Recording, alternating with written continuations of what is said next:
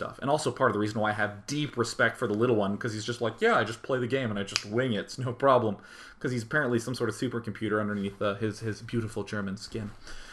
But so what I'm going to start talking about here, though, is decision-making in-game. The part that I always tell you to neglect, let's talk a little bit about it now, especially in the context of someone who's relatively inexperienced. And the other thing that Josh noted in his game plan is that he felt like he had to make roaches because a lot of his Mutalisks got annihilated. So we do see a roach warren going down. So I want to start seeing what sort of variations occur, whether these Mutalisks really do get wounded. A lot of times if your Mutalisk numbers fall and you're intending on going Mutalisk Zerglings, you can just replenish them and keep doing it.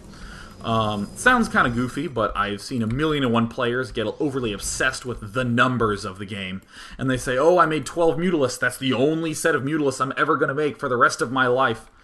But, you know, there's nothing wrong with, oh, crap, lost 3. Guess I'll just make 3 more and keep doing it. Oh, yeah, going for the pylon. Mutalisks are one of these units that is hard to do. It's a very difficult unit to make because, again, you need to have the decision-making on the fly based upon the architecture of this base and the shape of his unit balls. What can I pick off? I just have to be juvenile and laugh at what I just said for a moment. Oh, man. Oh my god, it's so funny. So yeah, you do have to have that sort of good decision making, and the big mistake people make is, again, to go for stuff a little bit too big. Usual stuff, taking down these destructible rocks. I don't see too much going down with the Roach Warren. That seems good. I'm going to open up my production tab so I can keep an eye on that. More Mutalisks coming out. Robobay going down. Looks pretty typical play from our PTOS player. Would want to be more active with these Mutalisks. Definitely want to be a little bit more active. Going to speed it up. It's a long replay. God, that's still so funny. Oh, man. Trying to be a little more active, trying to take out some stuff. Yeah, look, just picking one off, backing right away. Not going to try to kill both cannons and then annihilate all the probes. Just going to kill off one probe, take a few hits, but no sort of fatal damage. Getting more Mutalisks. I like it. I'm into it. I have no problem with it at all. Nothing wrong with sticking to your plan of mass Mutalisks and Zerglings. And then here, coming down, getting a... yeah, another hatchery, continuing to expand. Now, I do want to note one thing. I've seen, it looks like Zerg did build a Roach Warren, but has yet to do anything with it. This is the sort of thing that will sometimes be mysterious to a low-level player, why these buildings exist. Well, if you made a Roach Warren, why aren't you using a Roach Warren? And this relates back to this idea of planning and improving. I was going to go Mutalisk Zergling, and that's my plan. Muta Zergling into Ultralisk. But in these 5 situations, I died to a whole bunch of Zealots and Stalkers attacking me. So I've found that the way to hold it off is to get a Roach Warren, and if I see this push coming, just build some Roaches. And that's and you see this a lot. You see players like getting the speed upgrade for Zerglings and not making any Zerglings, but they still get it because of that just in case. It's a planned component. So I wouldn't be surprised if this sprung up because after several games of trying this Mutalisk Zergling style, there was some need to get Roaches at some point, perhaps to deal with the Colossi that were coming out. So either way, oh yeah, picking off pylons. I think it's the 3rd pylon that the illustrious Mr. Joshua Clay, that you should check out at joshuaclayart.com, that he's picked off. That's great. Obviously hitting the good stuff. Yep, just taking a few shots, backing off. No need to overly commit or to suicide. Looks like we have an observer. I'm going to go ahead and speed things up. So at this point, we're probably going to see harassing and more macroing. Yeah, we see the money getting a little bit high. And it's kind of funny. Part of the reason why so many players love Ultralisks as a unit is that you hit U like twice and your money plummets to 0 and you win. Ain't that a fun unit to go? Nothing wrong with just sort of accepting that that might be part of the reason. At the very least, you have a plan that you are sticking to. So I'm still going to be poking around here. Okay, double ups coming up, double ups. And we're starting to see, I said I wasn't going to focus too much on, the smoothness. It was going to be more about the actual decision making. But I mean, we can kind of clearly see that Protoss is not in an incredibly good position.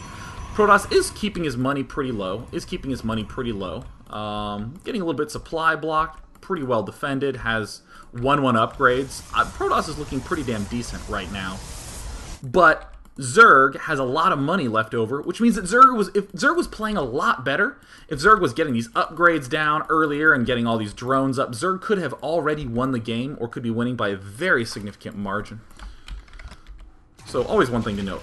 It's a good way to pat yourself on the back. Anytime you click on him and his money's pretty damn low, you can go, hey, I'm doing something pretty damn right. Which was kind of funny, because in Brood War, when players really started to discover the potency of Mutalisks... Oh, by the way, awesome, yeah, Josh fighting. So when people started to discover the potency of Mutalisks, you had players with horrendous macro and terrible decision-making, but because they did so much damage with these beautiful units, they would end up winning a lot. So... here, I would say, is where the big change in the decision-making is going to come up. Mutalisk, Zergling, into Ultralisk. So probably all this stuff comes right now. And look at the Gangster, the Phoenixes doing quite a bit of damage. We're going to speed things up a little bit. Uh-oh, having to retreat. This is the part where you're still in control. I remember Josh saying that he did lose all his Mutalisks at some point, so... looks like continuing to try to target pylons. Probably go for the probes. And a lot of times, people overthink things a lot. Like, they'll say, well, in this situation, you want to hit this pylon. In that situation, you want to hit this thing. In that situation, you want to hit probes. Really, the pretty big governing thing is go for the most guaranteed damage. In this situation, why am I recommending that Josh go for probes over the pylon? Because probes are weaker, they die faster, more chance of guaranteed damage. You might bring these pylons down to low health, but you'll do a lot more damage more quickly if you're targeting weaker, smaller things. And coincidentally, the probes also really are important for the economy. So hey, at this point, I would probably argue that Mr. Grimwolf is in fantastic shape. He's yeah, he's actually in amazing shape. Yeah, he's got the 1/1 upgrades. We have more Phoenixes coming up. And you know, I actually know this is a long game because I actually know the replay time because I'm a cheater.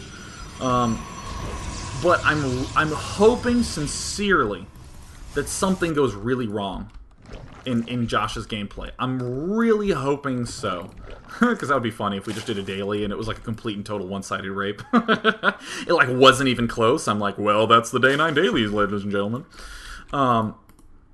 But this is very easy to happen when you have these very... when you have these unit compositions that aren't very spread out, you know? You just have Mutas and Zerglings, and you have your opponent getting a good chance to build up, and here are more Phoenixes coming out. Still a lot of Mutalisks, though, and here they come in. This is the part where really I'm feeling like going for the jugular. Oh, looks like he's target firing the Nexus. That was a pretty big loss. Okay, so there's a little bit more of that Mutalisk decision-making. I want to just select all the Mutalisks beforehand. So right now we have 24 plus 6. 24 plus 6, that's 30 Mutalisks. Alright, and look here. Okay, so I'm mousing over the Nexus. He's target firing the Nexus. Oh my god, that feels like such a huge deal. Ugh. A lot of Mutalisks died here, right? Well, the 6 from the previous, then another 7. That's 13 Mutalisks down the drain. 1,300 minerals, 1,300 gas, and a lot of momentum to take out one Nexus. Seems kind of close. Seems like, hey, maybe I did a good job with my Mutalisks. But now, this is what almost always happens when people go for big suicides to get a big advantage, where they end up losing a lot of stuff, is that just one counterattack comes out and threatens to end the game immediately. In general, pretty good decision making, you know, hit this back, hit this front, you know, that sort of thing. But, uh-oh, look at this, doing plenty of damage to these Zerglings, and the Mutalisks come back. And, you know, I don't want to really knock the plan of Mutalisk, Zergling, into Ultralisk, because it's something I've personally done quite a bit. But we can start to see that uh-oh, looks like the Mutalisk numbers aren't doing too hot. I mean, Phoenixes are just so damn good against Mutalisks. And these, oh my god, look at all these Stalkers coming in. Uh-oh. And this is always kind of the scary time when you're playing. Like, this is probably the worst feeling in the world, right? When you have your money unit composition, you know, okay, I'm doing exactly what I want to do. I can use my Mutalisk to harass, and if he comes out, I'll come back and use my Mutas and Zerglings. All your Zerglings are dead, and your Mutalisk numbers are really low. So this is where this little Roach Warren comes into play, like right now. I'm going to open up my production tab again. Looks like more Mutalisks are coming out right now. Okay, perfect. I say perfect because this has happened 1,000,001 times to me. So many friggin' times, and I'm sure it's happened to you, where you are punishing your opponent. You are just wounding him. It's like if a baby deer was on the highway and you like ran over it and then reversed back over it again. It's just like you are in such a clear advantage, but then the deer made a lot of Stalkers. This analogy isn't working right now, but still, you do some sort of weird, unexpected move that ends up throwing you off kilter, because right now, somehow, these food counts are closing. They're getting a lot... Yeah, they're getting closer, right? This used to be like a 60 food gap, and now it's only 10 about.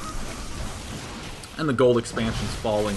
And it's time to start getting some good in-game decision-making. First thing to note, anytime there is a huge attack coming and you're a little panicked, your instinct is to begin rallying everything. I didn't quite point this out at the time because you know, I was ranting on some other thing. I was talking about baby deer, I think it was. Your instinct is to send a little bit at a time. Notice as we journey back, okay, so here, the attack gets to the expansion.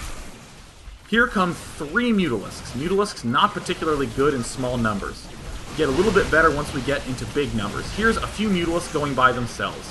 Here's another small set of Mutalisks going by themselves. Here's a bunch of Zerglings going by themselves.